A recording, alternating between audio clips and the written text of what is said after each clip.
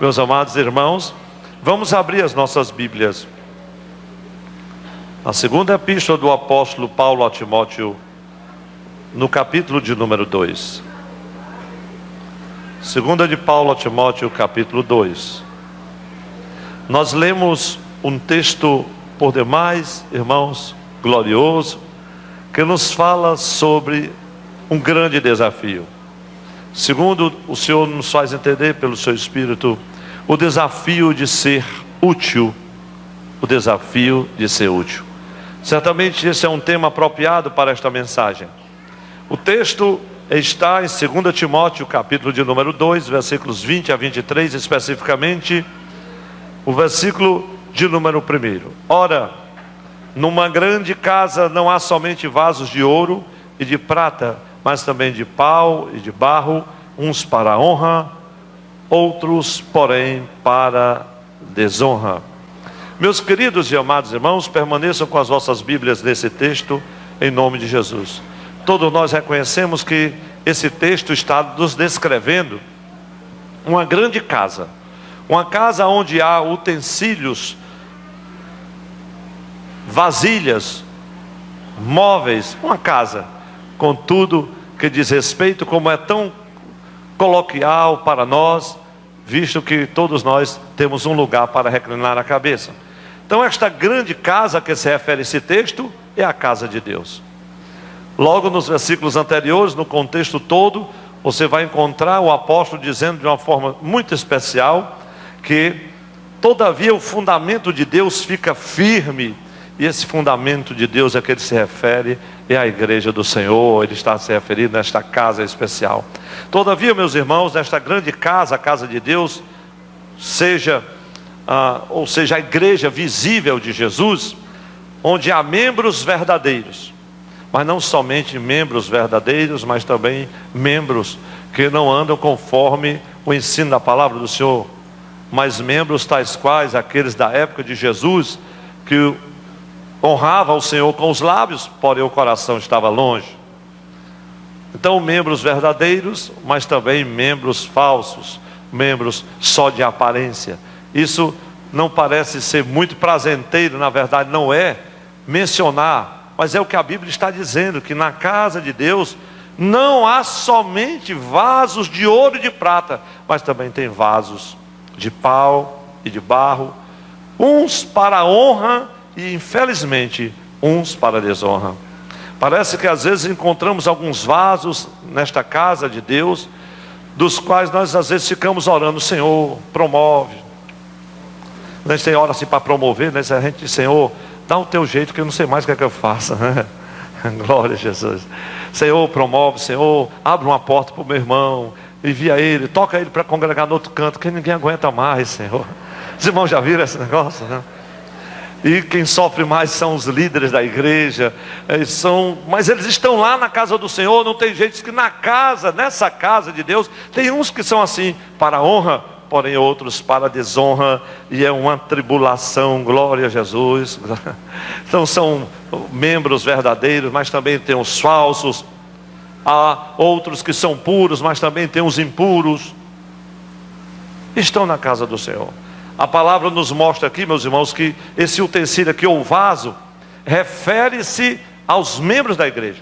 Se você observar dentro desse contexto, você vai ver. Eu não gosto de me ater muito a alguns detalhes, porque o tempo é muito curto, mas você está entendendo perfeitamente. Então o grande desafio, hoje, que o Senhor nos toca e traz ao nosso coração, nesta mensagem, é o desafio de sermos vasos de honra, de vasos úteis para o serviço do Mestre, para que Ele seja glorificado, vasos que possam realmente conter o precioso e inaudito tesouro que é Jesus o Salvador. Embora considerados vasos terrenos, inúteis e fracos, reconhecemos que dentro de cada um de nós há um tesouro de inigualável valor. Você reconhece esse tesouro? Você desfruta desse tesouro? O brilho desse tesouro pode ser visto na sua vida, então você se alegra por isso. Então a palavra do Senhor nos desafia nesta noite a fazermos da nossa vida um vaso útil aqui nesta terra. E eu louvo a Deus, meus irmãos, porque essa tarefa para nós seria praticamente impossível. Mas o profeta Isaías, muito antes do Senhor Jesus e do apóstolo Paulo, principalmente, nos diz na sua maravilhosa profecia, capítulo 48, versículo 17, você pode anotar ou guardar: eu sou o Senhor teu Deus, que te ensina o que é útil e te guia pelo caminho em que deves andar. Ainda bem que Ele está aqui esta noite também para nos ensinar, para nos falar de utilidade. Glória a Jesus. Então você ainda está com a sua Bíblia aberta, acompanha 2 Timóteo, esta metáfora, que na verdade é uma metáfora do vaso útil, né? Nesse texto a gente tem aqui uma figura de linguagem, como diria o professor, que ilustra verdades espirituais maravilhosas. Em primeiro lugar, meus irmãos, veja aí o versículo de número 20: numa grande casa não há somente vasos de ouro e de prata, mas também de pau e de barro, uns para honra, outros porém para desonra. Então o seu ensino aqui é que em toda a igreja não tem jeito, haverá vasos de desonra também, e não somente vasos de honra, vasos de madeira e vasos de barro. Está na palavra, irmão. Em todo lugar o próprio Senhor Jesus advertiu: olha, o joio vai estar lá. Mas ele também diz: e dormindo os homens, vê o inimigo e semeou o joio. Se a igreja estiver atenta, se a liderança estiver com os olhos abertos, glória a Deus, o inimigo dificilmente vai semear o joio, porque ele semeia o joio sempre que nós dormimos, sempre que a nossa vigilância é rebaixada. Sempre que nós abrimos mão de algumas prerrogativas espirituais as quais o Senhor nos deu, o inimigo vem e semeia o joio. Não tem jeito, meus irmãos. Mas uma coisa é certa: embora tenha o joio, embora haja vasos de desonra, vasos impuros, vasos que são falsos e que não são verdadeiros, você pode ter certeza que nenhum de nós, ninguém será desculpado por causa da sua inutilidade e por causa do seu pecado. E com esta palavra, realmente, eu não creio que ninguém dê glória a Deus mesmo, não. Você está em 2 Coríntios ainda, capítulo 2. Então veja, meus irmãos, o que era que estava acontecendo numa grande casa. Veja o ensino da palavra: contendas de palavras. 2 de Paulo a Timóteo, desculpe, eu falei Coríntios, irmãos, me ajude aqui. 2 de Paulo a Timóteo, veja o versículo, agora na sua Bíblia, logo no início, o versículo de número 16, no versículo 14, fala de contenda de palavras. No versículo 16 fala de falatórios profanos. Então você começa a observar neste ensino o que é que na verdade traz inutilidade ao vaso. Contenda de palavras, e diz a palavra no versículo 14 que para nada aproveitam, a não ser serve apenas de perversão para os ouvintes. É incrível, meus irmãos, mas tem irmãos na igreja do Senhor, e mais incrível ainda, até mesmo dentre eles, obreiros da casa do Senhor, homens que ministram sempre a palavra do Senhor, mas que não é prazenteiro estar ao seu lado, porque o vocabulário não é vocabulário de quem serve ao Senhor, não, meus irmãos. Falatórios profanos, contendas de palavras. Essas contendas de palavras, falatórios profanos, diz a palavra que só serve de perversão para o ouvinte. E o versículo 16 diz assim: porque produzirão maior impiedade. Os falatórios profanos produzem maior impiedade. Irmãos, o Espírito do Senhor tem me incomodado muito, e hoje falarei sobre algo que Ele tem trazido ao meu coração. Porque a gente ouve às vezes em meio aos falatórios profanos, contenda de palavra, a maledicência também é como que fomentada, e muitos crentes no meio do povo de Deus estão levando uma vida, meus irmãos, sem solidez. Uma vida sem solidez, uma vida de conversa fiadas, de fofoca. Tem prazer de fomentar o disse-me-disse, a maledicência. E o que é a maledicência, pastor? Falar mal dos outros pelas costas, levar a conversa adiante, rodar, embalar a roda dos escarnecedores. A roda dos escarnecedores, irmãos, só para quando a gente bota o pé assim, enquanto ela não cai, ela vai rodando e vai levando conversa, e mais conversa, e mais conversa. Isso é crente que tem uma vida sem solidez, irmãos, que vive de conversa em conversa. Qual é a última? Parece aquela turma, não é? lá da Bíblia, vive só de novidade. Os cretenses, os efésios, aquele pessoal que não tinha o que fazer. Usando, meus irmãos, esse pessoal, você conversa às vezes meia hora, uma hora, fica ouvindo. Eles não conversam a praticamente nada que tenham vínculos com a palavra de Deus, com as coisas de Deus, com os mistérios de Deus. Ele não tem uma revelação, ele não tem uma palavra profética, ele não tem um texto vivificado da Bíblia para compartilhar. Ele tem fofoca, ele tem disse-me-disse, eu ouvi falar, a bomba vai estourar, estão dizendo por aí. Ou se ouviu falar, ele ouviu o galo cantar, não sabe nem aonde, mas já está espalhando tudo. Isso é crente vazio, meus irmãos. Isso é vaso de madeira, vaso de pau. Deus quer que você seja um vaso de ouro, um vaso adornado, abençoado. Aleluia, glória a Deus. Irmãos, o texto da palavra, veja o versículo de número 21. Eu pergunto à igreja, é possível se consagrar e se santificar? É, irmãos? É possível. Eu não estou dizendo que é fácil, mas é possível, glória a Deus. De sorte que se alguém se purificar destas coisas, que coisa, meu pastor? De falatório profano, irmão. De contenda, falatório profano, que produzirão maior impiedade. É claro que a impiedade vai crescendo. De contendas também de palavras, que para nada aproveita, senão para a perversão dos ouvintes. Se alguém se purificar destas coisas, será vaso de honra. A receita está aqui. Pastor, porque a língua fica coçando. Ah, é? Pois saiba que a sarça de Deus ainda continua acesa, que o serafim de Deus ainda voa, e a brasa é tão quente que nem serafim pega, precisa de um atenaz. E os serafins ainda voam no meio da igreja, e quando voam, eles vão direto onde está o pecado do crente. O problema de Isaías é que era um crente linguarudo da língua grande. O anjo foi com Atenaz e a brasa viva direto na língua deles. Ai de mim, vou morrer, vou perecer. Mas tem irmãos que o problema não é na língua, é nos pensamentos, é nos negócios, é na fraude, é na enrolada, é na contenda, é na falsidade. Eu não sei qual é a área, mas serafim ainda voa com brasa viva de Deus para queimar pecado. E dê graças a Deus por esta brasa viva, que se não fosse ela, irmãos, a gente já tinha morrido. Glória a Jesus. É verdade. Ele não vai matar você não, vai só queimar o pecado,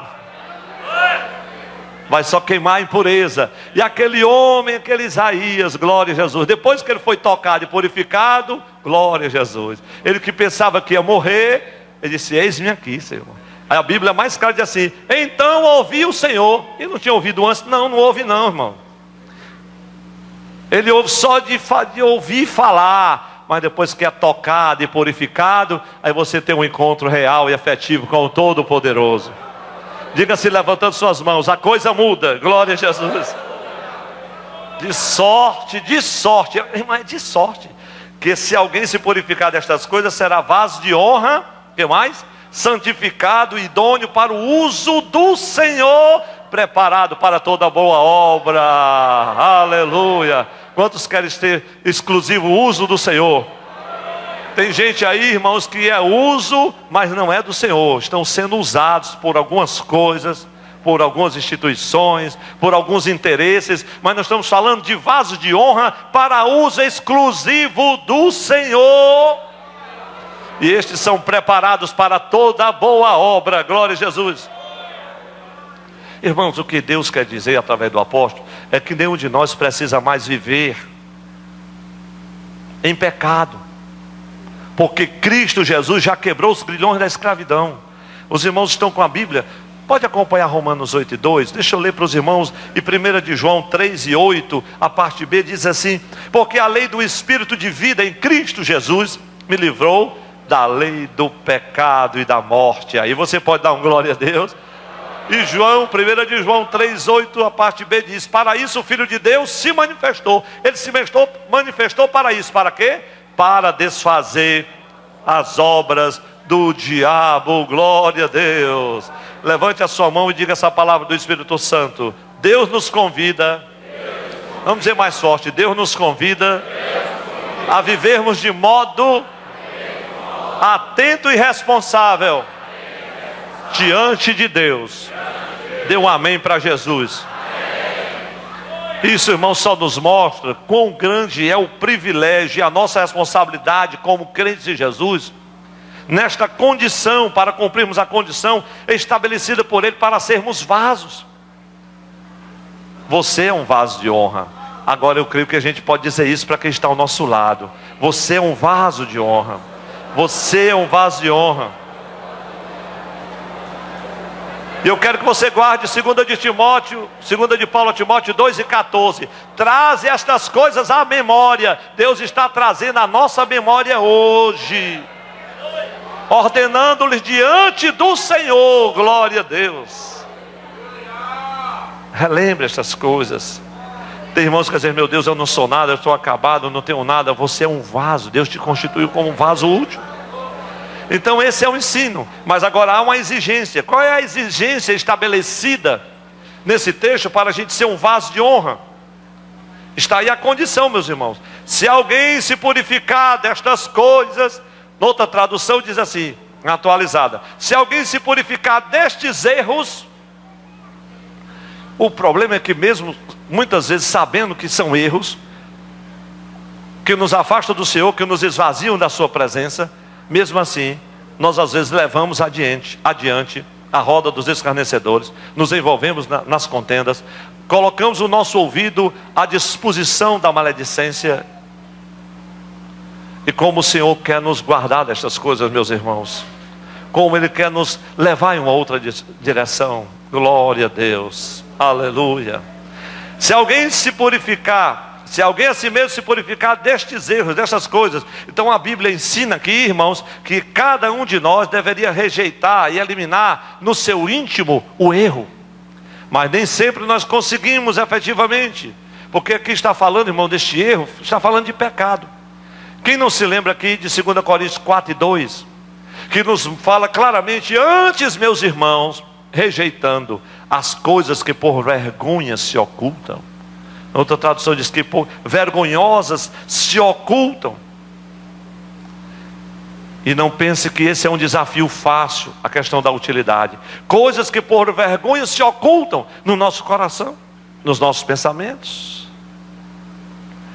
Algo que muitas vezes, meus irmãos, até mesmo assusta a cada um de nós. Por isso, Senhor, vocês não precisam viver assim, com máscaras, nem sendo acossados ou oprimidos por nenhuma tendência. Vocês não precisam ter nada para esconder. Glória a Jesus. Aleluia. Antes, rejeitando as coisas que por vergonha se ocultam, 2 Coríntios 4:2. Não andando com astúcia, e nem falsificando a palavra de Deus. Porque quando a gente anda assim, acaba falsificando a palavra de Deus, meus irmãos. Isso é muito sério.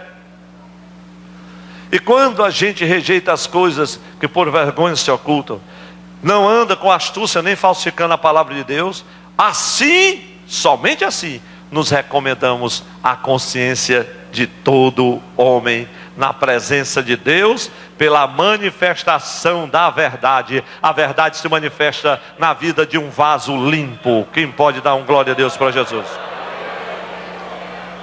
Quem deseja ser profundamente usado por Deus para ajudar outras pessoas aqui? Quem deseja ser usado profundamente por Deus? Então, irmãos, chegou a nossa hora, glória a Jesus. Para nós sermos instrumentos nas mãos do Senhor, precisamos ser vasos limpos neste ano de 2012, que está começando agora. Deve ser um propósito de Deus na vida de cada um de nós. Glória a Jesus. Quem subirá ao monte do Senhor? Salmo 24, irmãos.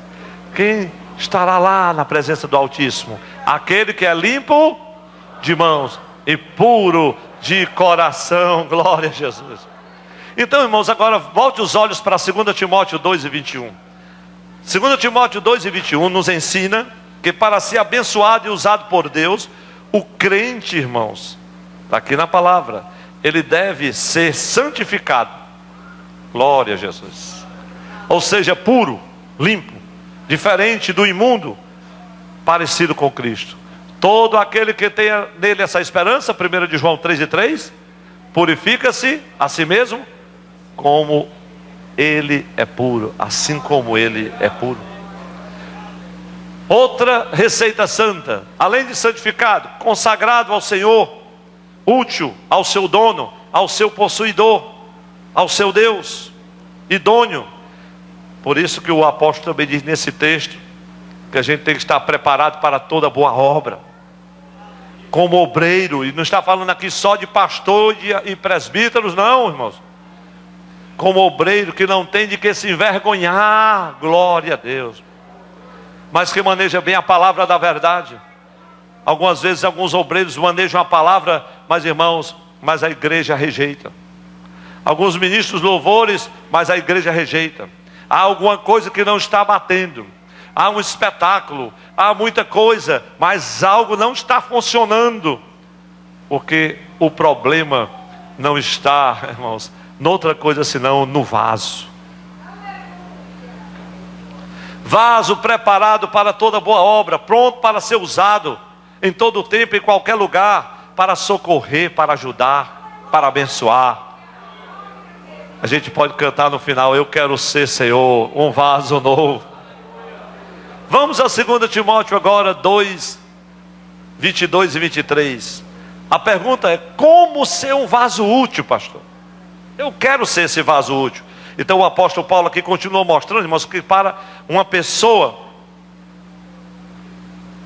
que quer ser útil na obra do Senhor, precisa de purificação. E é preciso observar pelo menos aqui 3 aspectos na vida cristã. Aqui Paulo está respondendo à pergunta: como ser santo e útil.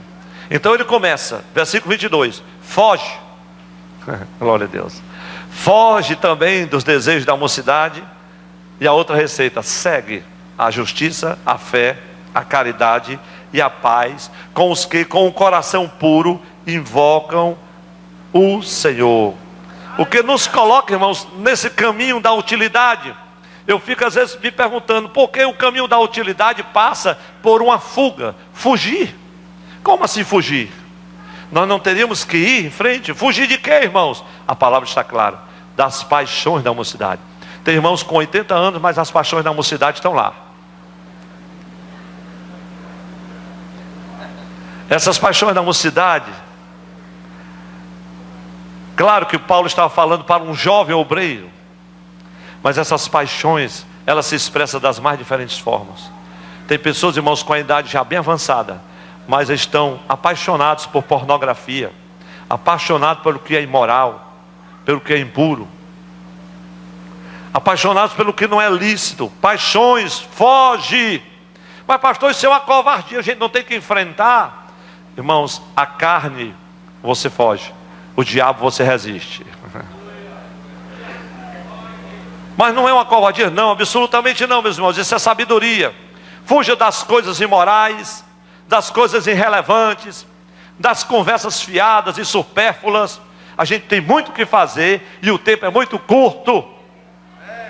A nossa vida é um conto ligeiro. Não dá mais, irmão, para conversa fiada e papo furado, não. O negócio agora é fazer a obra de Jesus enquanto é tempo, enquanto a gente pode trabalhar, porque a noite está chegando e a gente não vai poder fazer mais nada. Às vezes a gente está no gabinete, tem muitas pessoas para atender, e a gente está aprendendo a arte de resolver tudo muito rápido e decidir tudo muito rápido, porque o tempo é muito curto e tem que atender o maior número de pessoas possíveis. Meus irmãos, e assim é na vida, no cotidiano, não dá mais para perder uma tarde inteira, uma noite inteira, a tarde toda não vale a pena ver de novo, que não vale. Até 2 horas da manhã assistindo às vezes o que não presta. A gente tem que dormir mais cedo e acordar de madrugada para ficar ligado com Jeová. O negócio é sério, irmão. Então a gente tem que começar a se organizar em nome de Jesus. Fuja das coisas irrelevantes. Tem irmão que não, mano, não posso perder o barra pesado. Meu irmão, sai dessa barra, vai amassar você, né, José?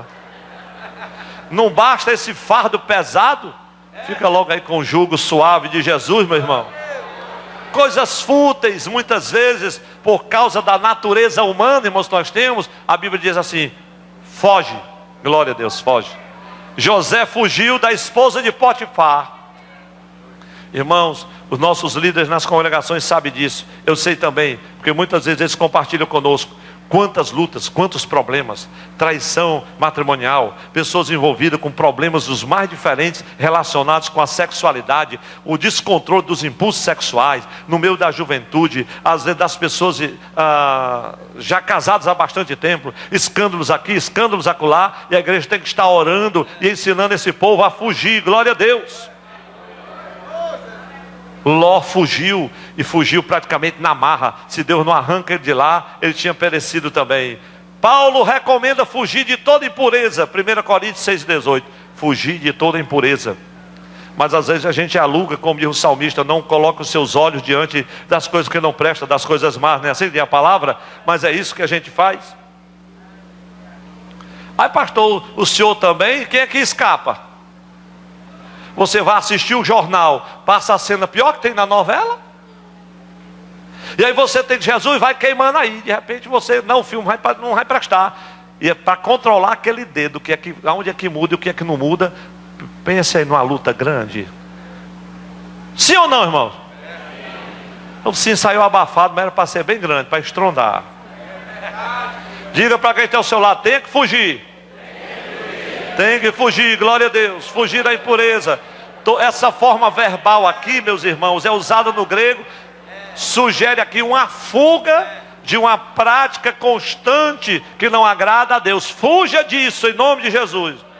Aí Paulo diz, fugir da idolatria, fugir da prostituição, glória a Jesus. Um dia o irmão disse, pastor, eu estou agora com o ministério para evangelizar na orla. Que orla, irmãos? Não, lá na praia. E o irmão já está crente para evangelizar na praia. Não, irmão, eu vou ser no domingo, aquelas meninas, aquele pessoal. Irmão, vai cuidar noutra coisa, meu irmão. Porque esse pessoal lá não tem que evangelizar. O pessoal está querendo é beber e ficar na gandaia e tomar banho de praia. Escolhe outra hora para evangelizar. Não, pastor, tem que dar o recado de Jeová. E quando eu olhei para aquele irmão, glória a Jesus, esse vaso aí, Jesus, a barro misturado com palha ainda, e já quer ir para a orla. Ei, meus irmãos, o negócio é sério, glória a Jesus. Fuja disso. O pastor estava lá, quando eu me dei conta, esse mesmo vaso, quando eu me dei conta, misturaram assim a Coca-Cola com rum Montila, sabe, irmão? É tudo a mesma coisa. Eu de repente, eu não disse, meu irmão, que tu não fosse. Aí disse que não sabia qual era dos dois. Isso é coisa de vaso, irmão, de madeira, sabe? A palavra diz assim, foge do mal, versículo de número 22. Foge também dessas coisas. Mas o mesmo versículo diz assim, segue, glória a Deus. A igreja diga assim, segue. Segue a justiça, segue a fé, a caridade, a paz, com os que, com o coração puro, invoca o Senhor, glória a Deus. O que é que nos leva a ser útil, irmãos? A seguir. E seguir o que aqui, pastor? Essas virtudes santas. Estes são os 4 alvos que o cristão deve alcançar. Olha os 4 alvos, meus irmãos. Justiça, eu não vou estar falando sobre eles, mas essa justiça aqui não é a justiça federal, não, irmãos, nem a justiça comum. Essa justiça aqui fala das nossas obras, aquela que Jesus fala no Sermão do Monte 5:20, lá de Mateus. Se as nossas justiças não exceder a dos fariseus, a dos escribas e fariseus, nós não vamos ver o Senhor, não temos parte com Ele no seu reino. Fala das nossas ações, do nosso estilo de vida, do nosso testemunho. São essas justiças, a fé, o amor e a paz. São alvos, irmãos, que só pode ser atingido se nós nos associarmos mesmo àqueles que têm a mesma fome e sede de justiça. É interessante, meus irmãos, que isso é com os que eu invoco o Senhor e tenho um coração puro. Agora eu estava pensando, com a graça do Espírito Santo, que não se pode fazer essa jornada cristã sozinho. O cristianismo, irmãos, é uma caminhada de comunhão. É uma caminhada de comunhão, da solidariedade, e nunca da solidão e nem do individualismo. Fugir do pecado, da prostituição, da idolatria, da impureza, isso eu faço sozinho. Mas para seguir a justiça, a fé, o amor e a paz, só na companhia, em comunhão com os meus irmãos, na comunhão da igreja do Senhor Jesus. Aleluia, glória a Deus. Alegra o seu coração por este fato. Meus irmãos, nós já vamos concluir esta mensagem.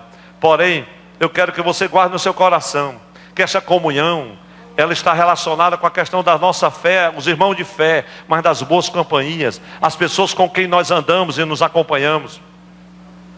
Tem irmãos que a sua amizade com os descrentes é tão profunda e às vezes íntima, que ele compartilha até dos mistérios de Deus e das revelações do Senhor. Os lugares que você frequenta, as pessoas com quem você convive, você tem que levar isso em conta. Como ser um vaso útil? Fugindo do mal, sim. Seguindo a paz, a justiça. Mas uma terceira coisa, assumindo uma postura ativa. Veja o que diz o texto do versículo 23. Rejeite. Agora há algo que você tem que fazer. Você tem que tomar uma posição. Rejeita as questões loucas, sem instrução, sabendo que elas produzem contendas. Meus amados irmãos, contra a discussão e a contenda. Você pode anotar esses textos ou guardar no seu coração somente ouvindo, ou se quiser pode abrir a sua Bíblia. 2 Coríntios 13 e 11. Contra a discussão e contendas. Veja o que diz a palavra. Vivei em paz uns com os outros. Glória a Deus. 1 Tessalonicenses 5 e 13, a parte B diz assim: quanto depender de vós, tende paz com todos os homens, glória a Deus. Romanos 12, 18, para os irmãos que anotam. Longe de vós toda amargura e cólera e ira e gritaria e blasfêmia e bem assim toda malícia. Agora já estamos em Efésios. Vamos citar os textos novamente para que os irmãos acompanhem. 2 Coríntios 13, 11, 1 Tessalonicenses 5 e 13, Romanos 12, 18 e Efésios 4 e 31. Meus irmãos, então veja algo que a gente tem que fazer. É uma postura ativa. Assuma essa postura. Rejeita as questões loucas e sem instruções, sabendo que produz contenda. E tudo isso o que, pastor? Em benefício do nosso próximo, a obra do Senhor. Eu de boa vontade, 2 Coríntios 2 e 15. Eu de boa vontade me gastarei e ainda me deixarei gastar em prol das vossas almas. E versículo agora 9 e 10 do capítulo 6 de Gálatas diz assim: e não nos cansemos de fazer o bem, porque ao seu tempo ceifaremos, se não desfalecermos. Por isso, enquanto tivermos oportunidade, façamos o bem a todos, mas principalmente aos da família da fé. A igreja diz amém. Meus amados e queridos irmãos, esta utilidade, o vaso, o desafio de ser útil, essa utilidade não está relacionada, diz o Espírito do Senhor esta noite, ao fato de nós exercermos um cargo ou uma função na igreja. Pastor, eu quero fazer a obra. Pastor, eu queria fazer alguma coisa para o Senhor. Eu não quero ser crente de banco.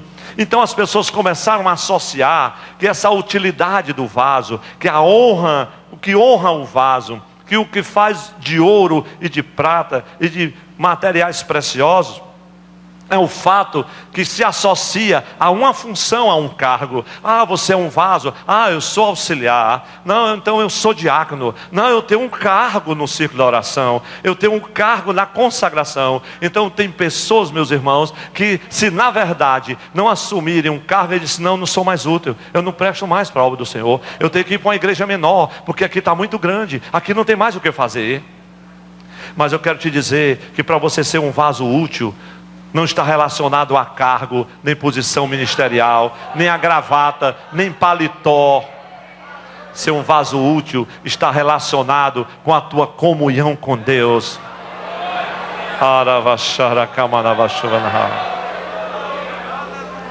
Ser útil para o Senhor está relacionado o quanto a vida de Deus flui do teu interior.